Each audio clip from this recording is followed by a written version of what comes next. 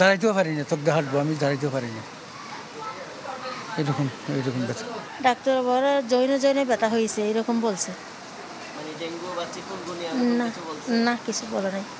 চট্টগ্রামে মাসখানেকের বেশি সময় ধরে করোনা, ডেঙ্গু সহ নানা রোগের পাশাপাশি প্রাদুর্ভাব দেখা দিয়েছে মশাবাহিত আরেক ব্যাধি চিকুনগুনিয়ার। প্রাথমিকভাবে ধরা পড়েছে জিকা ভাইরাসের অস্তিত্ব, কিন্তু সরকারি হাসপাতালগুলোতে এখনও পরীক্ষার সুযোগ না থাকায় শনাক্ত হচ্ছে না চিকুনগুনিয়া। 1 মাস থেকে বলতে পারেন, 1 মাস থেকে রোগীগুলির সংখ্যা বেড়ে গেছে। এবং চিকুনগুনিয়া এটা হওয়ার সম্ভাবনা অনেক বেশি, এই কারণে কি যে মানে ভ্যাক্টরটা ওকে বহন করে, একই ভ্যাক্টর কিন্তু চিকুনগুনিয়া, ডেঙ্গি, জিকা, 3টা ভাইরাস, 3টা ভাইরাসই কিন্তু এই এডিস মস্কুইটো দিয়ে বহন হয়।